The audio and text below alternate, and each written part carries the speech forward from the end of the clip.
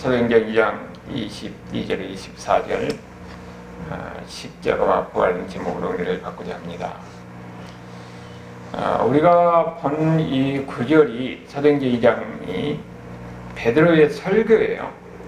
베드로의 설교 중에서 세 구절을 본 겁니다. 이 세 구절에가 십자가와 부활이라는 이 복음의 핵심적인 내용이 들어있는 거예요.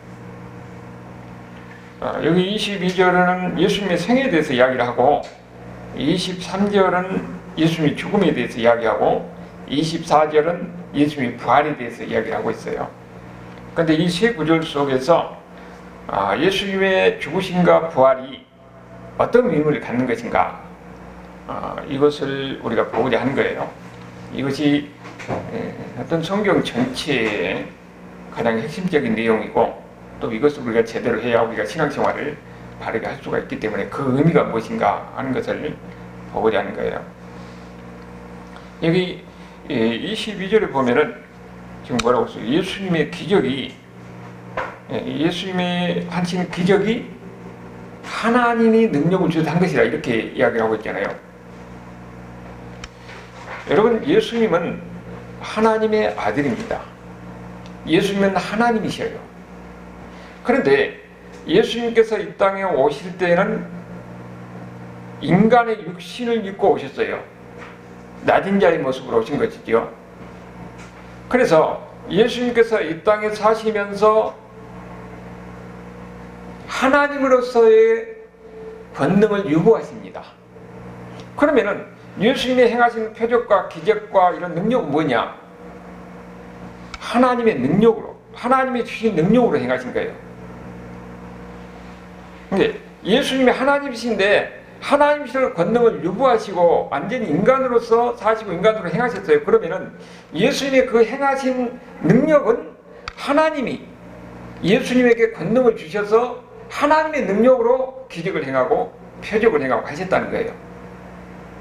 거기에 대해서 베드로의 다른 설교가 또 고넬료 집에서 하는 설교가 있어요.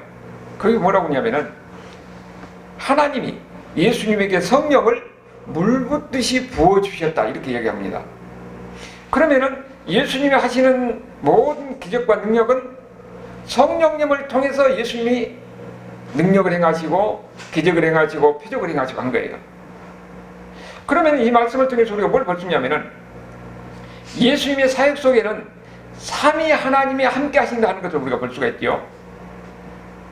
성부 하나님이 명령을 하시고 성령 하나님이 성자 하나님 예수님을 통해서 일을 하신 것입니다.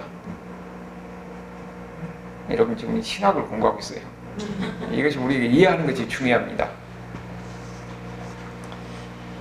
그런데 이 성자 하나님이 성부 하나님께 순종하잖아요.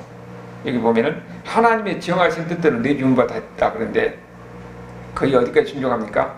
십자가에 죽기까지 순종하는 겁니다. 그래서 이 3절에 뭐라고 했냐면은 그가 하나님의 정하신 뜻과 미리 아신 대로 내준 바 됐다. 어디다 내준 바 됐냐면은 사단에게 내준 바 되는 거예요. 죽음에 내준 바 되는 겁니다. 이것이 사단의 종로를 하는 이스라엘 백성들에게 내준 바 돼서 이스라엘 백성들이 법을 알지 못하는 이방인에게 넘겨주셔서 예수님을 죽게 하는 거잖아요. 공적으로 하나님이 사단에게 내준 거죠. 그래서 하나님이 어떻게 됐냐? 그들이 예수님을 결국은 내주니까 십자가에 못 박혀 죽였는데 예수님의 죽음이 있을 수가 없으니까 하나님이 그것을 뭐라고 했어요? 사망의 고통에서 풀어 다시 살리셨다. 하나님이 다시 살리셨다는 거예요. 그 이야기를 지금 21, 23절까지 이야기하고 있는데 이 이야기를 통해서 뭘 우리에게 이야기했냐? 예수님의 생애를 통해서 예수님이 메시아라는 것을 우리에게 보여주고 있는 겁니다. 하나님이 그것을 증언하셨다고 이야기하는 거예요. 22절에서 이야기가. 그 메시아가 결국은 죽으시고 부활하셨다는 겁니다. 십자가에서 죽으시고 부활하신 이것이 바로 복음의 핵심적인 내용이에요. 그러면은 예수님께서 십자가에서 죽으셨을 때의 그 죽으심에 십자가의 죽으심의 의미가 무엇인가? 여러분 우리가 그냥 주여 믿습니다 하고 믿는 것보다는 그 십자가의 의미가 무엇인지, 그것이 우리하고 어떤 연관이 되는지를 우리가 바르게 이해하고 믿는 것이 더 중요한 거예요. 그 십자가에서 예수님이 죽으셨다는 그 십자가의 의미가 뭐냐? 예수님이 십자가에 죽으심으로 죄가 심판을 받았다는 그런 의미를 가지고 있습니다. 예수님이 십자가에 죽으신 것은 죄가 심판을 받았다는 거예요. 여러분, 우리가 보면은 죄가 어디서부터 들어왔습니까? 아담이 하나님 앞에 범죄를 했잖아요. 어떻게 범죄를 했습니까? 하나님의 명령을 어긴 거예요. 동산에 있는 모든 실과는 다 먹되 동산 중앙에 있는 선악의 알거는 실과는 너희가 먹지 말라. 먹는 날에는 정령 죽으리라 하는 것이 창세기 2장 17절 그 이야기예요. 그런데 그 하나님의 명령을 어긴 겁니다. 정령 죽으리라 했는데 하나님의 말씀을 믿지 않는 거예요. 가볍게 여긴 겁니다. 결국은 그래서 아담이 하나님의 명령을 어김으로 죄를 지었잖아요. 죄를 지으면은 죄의 삭은 사망입니다. 그래서 죄가 우리에게 들어오고 죄로 인해서 결국 죽음이 들어오는 거예요. 거기에 대해서 에스겔서 18장 4절을 보면은 모든 영혼은 다 내게 속하는데 아버지의 영혼이 내게 속한 같이 그 아들의 영혼도 내게 속하였고 범죄하는 그 영혼은 죽으리라 그랬어요. 범죄하는 사람은 다 죽게 돼 있어요. 지금 아담이 하나님의 명령을 어겨서 죄를 진 겁니다. 그러면 죄를 지면 어떻게 되냐? 당연히 그 죄값을 치러야 돼요. 그래서 그 사망이 오는 겁니다. 그런데 그 죄값을 치는 데는 뭘로 죄값을 치르냐? 생명으로 죄값을 치러야 돼요. 죄를 지었으면 당연히 죽는 겁니다. 죽음으로 죄값을 치러야 되는 거예요. 그것이 바로 에스겔서 18장 4절의 말씀이죠. 그렇기 때문에 아담 이후의 모든 인간은 아담 안에서 다 죄인이 된 거예요. 아담이 죄를 지음으로써 모든 인간이 다 죄를 지었습니다. 그래서 모든 사람이 다 죽음을 피할 수가 없게 된 거예요. 여러분, 우리가 죽는 것이 우리가 병들어서 눕고 사고 나서 뭐 이렇게 하고 죽는 것이 아니라 원래는 누구니까 그런 것이 다 죄에서 출발한 거예요. 사고 난 거, 병든 거, 아픈 거 다 죄에서 출발하는 겁니다. 근본 원인은 뭐라고요? 죄로 인한 죄값이 결국은 사망이라는 거예요. 죄로 인해서 우리가 지금 이렇게 죽음을 피할 수 없게 됐다. 그건 우리가 바로 죄인이기 때문에 그런 거죠. 그런데 성경에 보니까 이 죄로 인해서 죽을 수 없게 인간들에게 다른 가능성을 열어준 겁니다. 그 가능성이 뭐냐면은 제사법을 하나님께서 주신 거예요. 제사법을. 이미 죄로 인해서 하나님과 관계가 끊어진 거잖아요. 하나님과 관계가 끊어지면 이미 생명이 끊어진 게 죽음인 거예요. 그런데 하나님 앞에 나아갈 수 있는 방법을 하나님께서 주시는데 어떻게 하냐면은 생명을 가지고 예수님이 나가야 돼요. 하나님 앞에. 그 생명이 뭡니까? 피를 가지고 나가야 합니다. 피는 바로 생명이에요. 그래서 성경에서 보면은 양을 잡아서 양을 죽이고 그 피를 성전에서 뿌리고 하나님 앞에 나가는 겁니다. 속죄일에 대제사장이 1년에 한 번 하나님 앞에 나가거든요. 그때 어떠냐면은 양을 잡아서 양의 피를 성전에도 뿌리고 성결하게 합니다. 그리고 하나님 앞에 나가는 거예요. 그리고 또한 그 죄에 대해서 양 2마리를 그 양 2마리에게도 안수를 해요.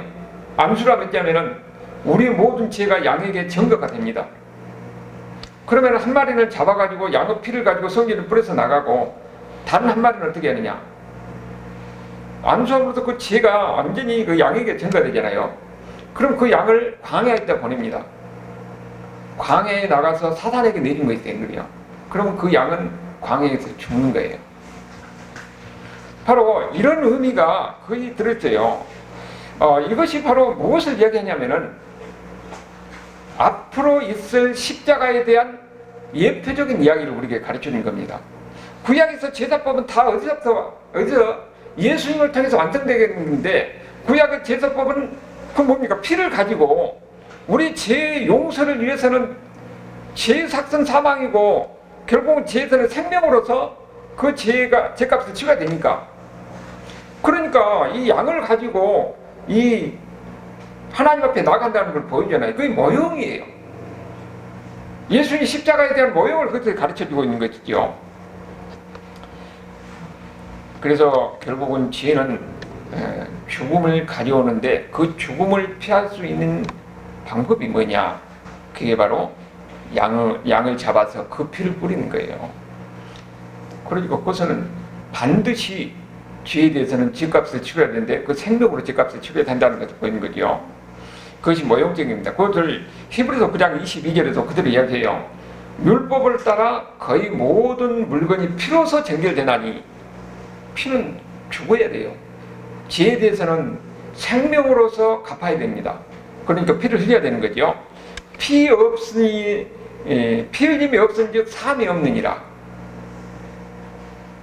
피 흘림이 없으면 삶이 없느니라. 이것 바로 죄에 대해서는 당연히 죄값을 치러야되는데 그것이 피 흘림이 있어야 된다는 것을 이야기하는 거죠. 그게 다 무엇을 이야기하는 겁니까? 예수님을 이야기하는 거예요. 구약에서는 모형적으로 이야기하는 거예요. 그래서 구약 때는 어떻게 되냐? 그 죄값을 어떻게 됩니까? 양의 피로서 결국은 치르고 하나님 앞에 피가 뿌려짐으로써 용서를 받아 하나님 앞에 나갔잖아요. 그런데 신약시대는 어떻게 됐어요? 그것이 모형인데 실질적으로는 예수님을 상징하는 것이라는 거예요. 예수님이 십자가에서 피 흘림으로 인해서 결국은 죄값이 치러진 거지요. 그래서 이 시레완이 예수님을 보고 뭐라고 그랬습니까? 보라, 세상 죄를 지고 가는 하나님의 어린 양이라고 그래요. 그 얘기는 어린 양을 잡아서 죄값을 치르고 하나님 앞에 나갔듯이 예수님이 이 땅에 오셔서 우리의 죄값을 다 짊어지고 대신 어린 양이 되는 겁니다. 피 흘려서 죽는 어린 양이 되는 거예요. 하나님의 바쳐진 어린 양이 되는 겁니다. 예수님의 역할이 바로 그거예요. 우리 죄를 짊어지고 십자가에서 죽는 하나님의 제물이에요. 그거를 해서 예수님이 이 땅에 오신 거예요. 예수님이 이 땅에 오신 목적은 뭡니까? 죽으러 오신 거예요. 왜 죽습니까? 우리 죄 때문에. 이것이 바로 복음의 핵심입니다. 예수님이 우리를 위해서 이 땅에서 죽으러 오신 하나님의 어린 양이라는 이야기가 요한계시록에서 20번이 나와요. 예수님이 바로 무엇을 위해서 오셨느냐? 우리를 위해서 대신 죽으러 오셨다는 거예요. 그럼으로 인해서 우리가 심판을 면할 수가 있는 겁니다.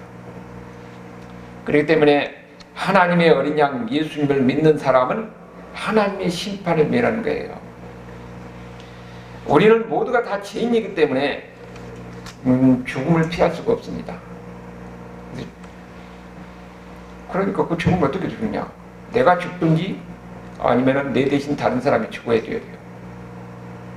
근데 하나님이 예수님을 이 땅에 보내셔서 우리 대신 예수님을 십자가에서 못 박혀 죽게 하는 겁니다.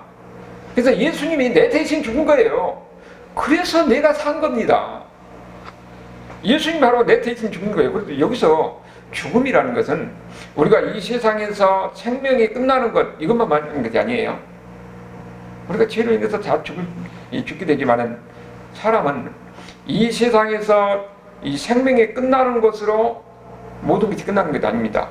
진정한 죽음은 그 다음에 마지막 심판날 불못에 던져지는 이런 죽음이 있는 겁니다. 그래서 예수 믿는 사람은 예수님이 우리 대신 죄를 짊어지고 하나님의 어린 양으로서 십자가에서 심판을 받아서 죽은 거예요. 그러므로 예수 믿는 사람은 어떻게 됐냐? 예수님이 우리 대신 죽었기 때문에 우리는 마지막 불못에 들어가지 않습니다. 우리는 어디로 갑니까? 천국 가는 거예요. 예수 믿는 사람은 그렇기 때문에 천국 가는 겁니다. 예수 안 믿는 사람은 성경에서 분명히 이야기하고 있어요. 마지막 심판 때 불못에 들어가는 겁니다. 이 세상에서 삶과는 비교할 수 없는 그런 무서운 불못에 들어가서 고통을 당할 것이다 하는 것을 성경에서 이야기하고 있는 거예요. 그러니까 진짜 예수 믿는 사람은 두 번째 죽음이 없어요. 우리는 마지막 심판을 면하고 천국 가는 겁니다. 그래서 예수님 안에서 그걸 뭐라고 이야기하냐면은 제가 심판을 당했다. 어디서? 십자가에서. 그것이 십자가의 의미가 우리에게 가지고 있는 첫 번째 의미예요. 제가 십자가에서 심판을 받은 겁니다. 그리고 또 하나는 예수님의 이 십자가의 죽음과 부활을 통해서 사탄이 패배를 당하는 겁니다. 여러분, 이 이야기가 우리의 삶과 밀접한 관계가 있어요. 우리가 이것도 잘 이해를 해야 됩니다. 여러분, 창세기 3장 15절을 보면은 인간이 죄를 지고 나서 이미 어떻게 됩니까? 죄를 지고 하나님과 관계가 끊어지잖아요. 그래서 이제 거기서부터 이제 고통이 임하고 죽음이 임하고, 여러분, 우리 모든 삶, 이런 것이 다 이 아담이 하나님 앞에 죄를 범한 그 죄의 결과예요. 그런데 하나님의 형상의 인간을 다 망하도록 두셨냐? 그렇지 않았죠. 그래서 창세기 3장 15절을 보면은 우리에게 새로운 길을 열어줬어요. 그게 뭡니까? 창세기 3장 15절을 보니까 내가 너로 여자의 원수가 되게 하고 내 후손도 여자의 후손과 원수가 되게 하리니 여자의 후손은 내 머리를 상하게 할 것이요 너는 그의 발꿈치를 상하게 할 것이다. 여자의 후손은 누굽니까? 예수님을 얘기하는 거예요. 여기서 너는 사탄을 얘기하는 겁니다. 사탄은 예수님의 발꿈치를 상하게 한다는 겁니다. 발꿈치를 상하게 하면은 그건 죽는 것은 아니에요. 그건 십자가를 얘기하는 거죠. 십자가의 고통은 예수님이 겪게 되는 겁니다. 그런데 예수님은 어떻게 되냐? 그 십자가를 통해서 뭐라고 했어요? 여자의 후손에 내 머리를 상하게 한다. 머리를 상하는 것은 그건 죽는 거지요. 예수님이 십자가를 통해서 사단에게 패배시키고 사단을 이길 것이라는 것을 이미 창세기 3장 15절을 통해서 이야기하고 있는 겁니다. 이걸 보고 원시복음이라고 해요. 창세기 3장 15절 때 이미 그것을 예수님의 승리를 예언해주고 있는 겁니다. 그래서 실질적으로 이제 예수님의 사역을 보면 예수님이 이 땅에 오셔서 공생애를 시작할 때 어떻게 합니까? 예수님이 세례를 받아요. 예수님이 받는 세례는 우리가 받는 세례하고 다른 거예요. 우리는 세례라는 것은 뭐예요? 죄에서 죽고 다시 새로 되는 거잖아요. 근데 예수님이 받는 세례는 기름 부음 받는 의미가 있어요. 왕이라든지 제사장이라든지 아니면 선지자가 사역을 시작할 때 기름 부음을 받습니다. 기름을 부음을 받고 공식적으로 활동을 시작하거든요. 예수님의 그 받는 세례도 이런 기름 부음 받는 의미가 있어요. 그래서 예수님께서 이 마가복음 처음에 보면은 기름 부음을 받고 이제 공생의 사역을 시작하잖아요. 그리고 제일 먼저 한 일은 뭡니까? 성령에 이끌려서 광야로 갑니다. 광야에서 40일 동안 금식을 해요. 40일 동안 금식할 때에 사단이 예수님을 시험합니다. 높은 데서 뛰어보라. 천사가 와서 너 밟을 것이다. 그때 하나님 말씀으로 물리시잖아요. 이 돌을 가지고 떡이 되게 해봐라. 예수님 40일 금식했으면 얼마나 배고픕니까? 그럴 때 시험하는 겁니다. 하나님 말씀으로 물리칩니다. 사람이 떡으로 것이 아니라 하나님 말씀으로 산다고 얘기해요. 그리고 온 천하를 보여주면서 내게 절하라. 예수님은 이런 시험을 물리치고 승리하십니다. 아담은 어디서 실패를 했어요? 에덴 동산 모든 게 다 갖춰지는 에덴 동산에서 실패해서 결국은 우리에게 죽음이 가져왔잖아요. 근데 그 죽음의 문제를 예수님은 광야에서 그 거친 광야에서 그 시험을 이기시고 승리하십니다. 그런데 여기서 예수님이 승리하는 것은 완전히 사단이 패배한 것 아니에요. 여기는 사단이 잠시 물러갈 뿐이에요. 언제까지? 십자가 때까지. 그래서 예수님께서 십자가에 가실 때 뭐라고 그럽니까? 다 이루었다. 그리고 숨을 거두셔요. 결국은 이것은 예수님의 죽음으로서 사단을 패배시킨 것입니다. 그런데 사단이 십자가에서 패배를 했다고 사단이 다 죽는 것은 아니에요. 언제 죽는다고요? 마지막 불못에 들어갈 때 사단이 죽는 겁니다. 그러니까 아직도 지금 사단이 활동할 거예요. 그러나 사단은 예수의 십자가의 사건을 통해서 완전히 생명은 끊어진 겁니다. 어떻게 되냐면은 우리가 꽃병 속에다가 꽃을 어떻습니까? 꽂아놓으면은 밑에는 이미 잘려 있기 때문에 겉으로 볼 때는 화려한 것 같지만은 이미 죽은 목숨이잖아요. 여러분, 안 믿는 사람들도 이 꽃병 속에 있는 그런 저와 이 꽃과 같이 생명이 없는 겁니다. 사단이 그래요. 그러니까 결국은 사단은 결국은 패배한 거예요. 그런데 아직도 활동하고 있는 겁니다. 어떻게 활동하느냐? 예수 믿는 사람들을 넘어뜨리려고 계속적으로 유혹하고 활동하고 있는 거예요. 그걸 보면은 히브리서 2장 14절은 뭐라고 하냐면은 자녀들은 하나님의 자녀들 이야기하는 거예요. 혈과 육에 속하 있음에 그도 예수님도 또한 같은 모양으로 혈과 육을 함께 지니심은 죽음을 통하여 죽음의 세력을 잡은 자 곧 마귀를 멸하시며 그랬어요. 예수님께서 우리에게 육신을 입고 오신 이유는 뭡니까? 죽음을 통과하기 위해서 온 거예요. 하나님은 안 죽잖아요. 인간은 죽습니다. 예수님께서 인간의 몸을 입고 오셔서 죽음을 통해서 마귀를 멸하러 오신 거예요. 그래서 예수님의 오심의 목적은 바로 마귀를 멸하러 오신 것입니다. 그런데 예수님께서 이 죽음을 통해서 마귀를 멸하시는데 이것이 우리에게 어떤 영향을 미치느냐?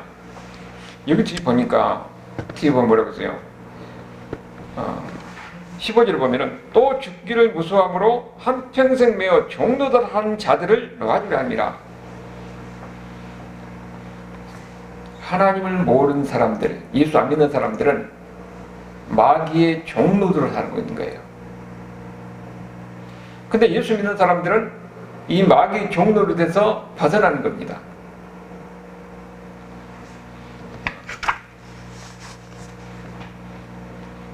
사람이 마귀는요 죽음을 가지고 사람을 위협합니다. 죽음을 가지고 사람은 누구나 다 어쩝니까? 죽음을 두려워하잖아요.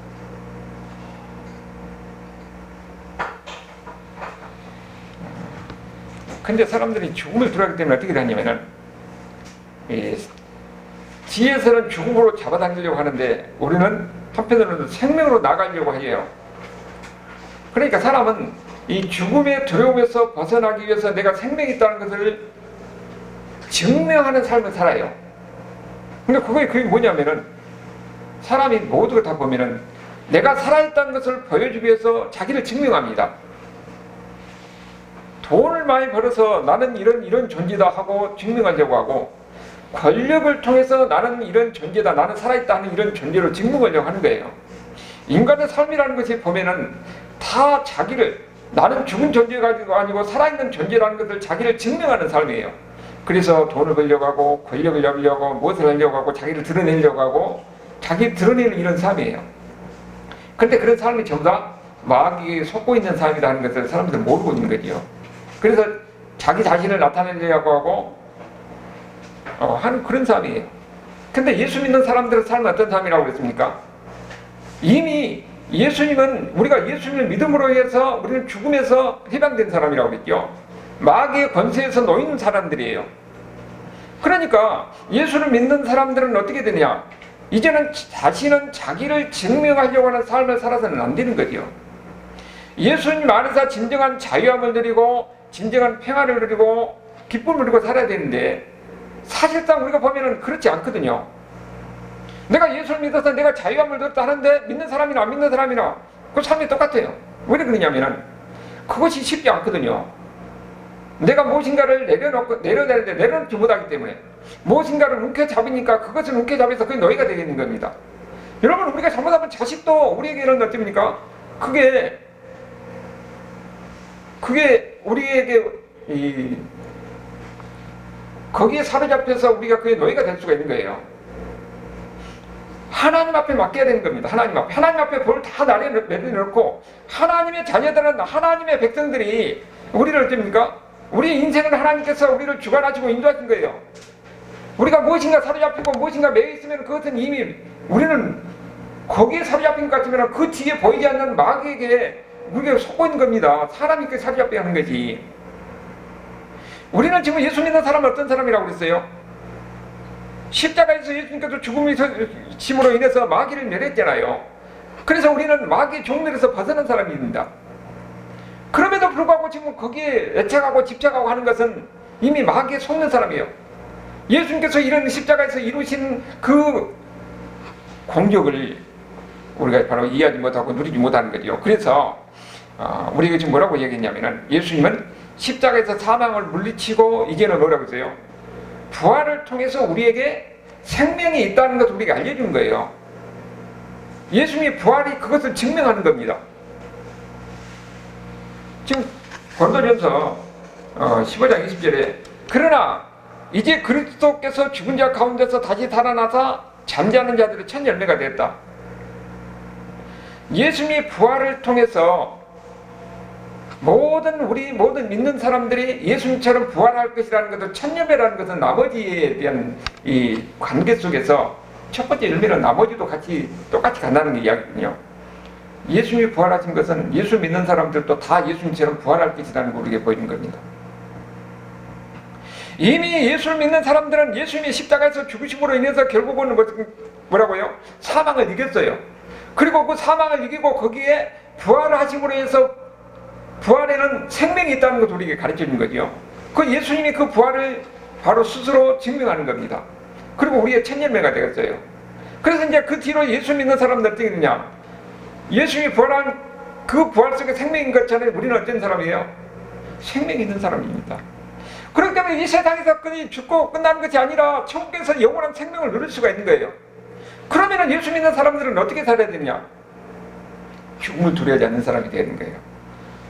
그래서 고린도전서 15장 55절에 보면은 사망아 너희 승리가 어딨냐? 사망아 너희 쏘는 것이 있느냐? 이렇게 담대하게 선포하게 된 거죠. 이제 예수 믿는 사람들은 죽음을 두려워하지 않는 사람이에요. 사망을 두려워하지 않고 오히려 사망에 대해서 이렇게 담대하게 선포할 수가 있는 것이죠. 우리는 이 예수님의 십자가와 죽으심과 부활을 통해서 우리가 거기 동참했기 때문에 우리는 죄에 죽고 다시 예수님이 부활하면서 우리는 다시 부활의 생명을 가진 사람이에요. 그러면은 부활의 생명을 가진 사람이 우리에게는 지금 이 삶이 지금 어떤 이제 그 부활에 동참하는 우리는 어떤 삶이 있느냐? 지금 우리가 예수를 믿음으로 인해서 이미 예수님이 십자가에서 제 죽으심으로 해서 우리는 죽음에서 벗어난 사람들이에요. 이 땅에서는 죽지만은 영원한 삶, 진정한 죽음을 우리는 거기에서 거기는 안 믿는 사람들이 그 가는 거지요. 그러면은 이 땅에서 지금 이제 우리의 삶은 어떤 삶이냐? 남은 자의 삶은, 남은 우리의 싸움이 있습니다. 그게 뭐냐? 승리하는 싸움이에요. 그걸 대표적으로 보면 다윗과 골리앗 이야기를 통해서 우리가 보였죠. 다윗이 골리앗을 물리치니까 거기에 블레셋 사람들이 어떻습니까? 다 도망갑니다. 블레셋 사람들은 군인들이고 이 이스라엘 사람들은 그 농부에 불과해요. 아니 오합지졸 농부에 불과한 겁니다. 그런데 다윗이 이기니까 그 무장한 군인들이 다 도망가고 이스라엘 백성들이 쫓아가서 그를 죽이고 절품을 취하는 거예요. 이미 승리하는 싸움입니다. 예수 믿는 사람이 바로 그러는 거예요. 예수님이 십자가에서 마귀를 물리치고 그리고 또 부활함으로써 승리했기 때문에 우리 예수 믿는 사람들은 거기에 부활에 동참해서 이제는 우리는 뭡니까? 여러분 우리가 예수 믿는다고 해서 아픔도 없고 어려움도 없고 아무것도 없는 것 아니에요. 우리도 그게 우리 이 세상에서 싸움이 있는 겁니다. 마귀는 지금도 계속적으로 우리를 이미 하나님의 백성들에게 하나님의 관계에서 끊을 수도 없어요. 이 하나님의 백성들을 죽일 수도 없습니다. 다만 괴롭힐 수는 있어요. 그래서 우리에게 남은 싸움은 어떠냐면은 우리가 승리하는 싸움인데 여기에 우리가 예수 믿는 사람들에게 여러 가지 어려움도 있고 갈등도 있고 괴로움이 있을 때에 우리는 예수님으로서 결국은 승리하기 때문에 예수님을 담대히 믿고 나가면은 결국은 그 승리의 기쁨을 우리가 누리면서 살아가는 겁니다. 그럼 우리는 뭘 의지하고 사는 겁니까? 나를 의지하고 사는 거, 내 능력을 의지하고 사는 것이 아니라 예수님의 능력, 예수님의 지혜, 예수님을 믿고 의지하고 사는 거예요. 그러면 우리의 삶은 어떻게 된다고요? 이제는 우리의 삶은 승리하는 삶이에요. 마귀가 우리를 어쩌지 못합니다. 괴롭히지만 결국은 예수님의 승리함으로써 그 승리가 내 것이 되어서 예수님의 능력으로 그를 물리칠 수가 있는 거예요. 거기에 대해서 이제 믿는 자의 삶은 어떻게 되냐? 그것이 이제 교회의 역할인데 잃어버린 양들이 있잖아요. 하나님을 그들에게 십자가를 통해서 예수님이 마귀를 물리치고 죽음을 물리치고 그리고 예수님의 부활을 통해서 예수님 안에 생명이 있다는 것, 영원한 생명이 있다는 것 그들에게 전해진 겁니다. 그 전도하는 거잖아요. 하나님을 알지 못한 가운데서 자기가 인생의 주인지를 알고 마귀에 속고 있는 겁니다. 그러면서 마귀의 종노릇을 하고 있는 사람들이 이 세상의 모든 사람들이에요. 그러나 예수님을 믿음으로 해서 예수님이 십자가에서 그 죄를 물리치고 사망을 물리치고 마귀를 물리쳤다고 그랬더요. 그것을 모르기 때문에 그들에게 전해서 그들이 거기에 종노릇 하는 데 해방되어서 예수님 안에서 부활의 생명을 함께 누리면서 거기에 동참하면서 부활에 있는 기쁨을 누리면서 살아가는 겁니다. 그걸 우리가 전해준 겁니다. 그리고 또 하나는 예수 믿음에도 불구하고 두려워하는 사람이 있습니다. 그러면 두려움은요, 두려움 속에 있으면 마귀에게 사로잡힌 거예요. 예수 믿는 사람들은 부활의 생명을 소유한 사람들입니다. 하나님의 능력을 소유한 사람들이에요. 그런데 우리가 지금 어떻습니까? 마귀는 이미 어떻게 됩니까? 우리가 다 이긴 겁니다. 그들은 우리를 어쩌지 못해요. 예수를 믿는 믿음으로 우리가 담대히 나가면은 그런 모든 것들 다 물리칠 수 있다는 것을 우리가 알아야 돼요. 그 믿음으로 살아갈 때에 우리가 예수님 안에서 진정한 부활의 기쁨을 누리고 자유함을 누리고 그리고 천국을 누리지, 예수 믿으면서 교회 다니면서도 불구하고 두려워하면은 오히려 마귀에게 위축되고 그게 이용당하는 거예요. 그래서 예수님 안에서 진정한 기쁨을 누리지 못하는 거죠. 그래서 믿는 자가 해야 할 일은 뭐냐? 마귀를 데려가는 겁니다. 야고보서 4장 7절에 그랬잖아요. 다 같이 한번 읽어봅시다. 야고보서 4장 7절. 그런즉 너희는 하나님께 복종할지어다 마귀를 데려가라. 그리하면 너희를 피하리라. 아멘. 여러분, 예수 믿는 사람, 이거 누구에게 하는 이야기예요? 예수 믿는 사람에게 하는 이야기입니다. 예수님이 십자가에서 마귀를 물리쳐서 결국은 그들을 뭐라고 그랬어요? 꽃병 속에 있는 이 꽃과 같이 밑이 잘려 있어가지고 생명이 없어요. 우리가 얼마든지 그들을 이길 수 있는데 괜히 마귀를 두려워하는 겁니다. 두려워하니까는 계속 마귀에 사로잡혀서 내가 이 진정한 예수님 안에서 진정한 자유와 기쁨과 평안을 누리지 못하는 거죠. 부활의 생명, 부활의 기쁨을 누리지 못하는 겁니다. 우리는 그래서 어떻게 해야 된다고요? 하나님 말씀에 순종함으로 마귀를 데려가고 마귀를 물리치라는 겁니다. 우리가 그렇기 때문에 예수 이름으로 명하면은 모든 대적들, 질병을 가지고 오고 모든 아픔과 고통을 가지고 이런 마귀 세력들이 다 물러간다는 겁니다. 여러분, 진짜 믿는 사람들은 어떤 환경, 어떤 형편인지 두려워하지 않습니다. 심지어는 내가 육신적인 고난, 여러 가지 경쟁적인 어려운 가운데 있을지라도 내 모든 형편을 아신 하나님, 나와 함께 하신 하나님께서 나를 가장 좋은 길로, 가장 복된 길로 인도할 것이다. 세상에서는 별 볼 일 없지만 하나님께서 나와 함께 하시면 이 환경 속에서 내가 하나님의 도우심으로 하나님의 능력으로 내가 얼마든지 일어설 수 있고 살아갈 수 있다. 이런 담대함이 생기는 겁니다. 그것이 우리가 2000년의 교회 역사를 통해서 믿음의 영웅들이 보여줬던 삶의 자세였어요. 그렇기 때문에 예수 믿는 사람들이 가면은 어떤 환경 속에서도 환경을 바꾸고 세상을 바꿔요. 그렇기 때문에 거기에는 어떤 미신이라든지 이런 것이 다 타파되고, 그 다음에 생활이 바뀌어지고 삶이 바뀌어지고, 저 가서 우리가 죽어서 가는 천국뿐만 아니라 이 땅에서도 사람과 관계 속에서 천국을 누리며 살 수가 있는 겁니다. 그것이 바로 부활의 생명을 가진 사람들의 삶이에요. 여러분의 삶 속에서 마찬가지로 이게 부활의 생명이 있는 삶, 그 생명 속에서 진정한 기쁨을 누리는 삶이 있어야 됩니다. 여러분 가정에도 마찬가지고 우리 모든 관계 속에서 이런 부활의 생명, 부활의 기쁨을 누릴 수 있는 저와 여러분의 삶이 될 수 있기를 주님으로 축원합니다. 아멘.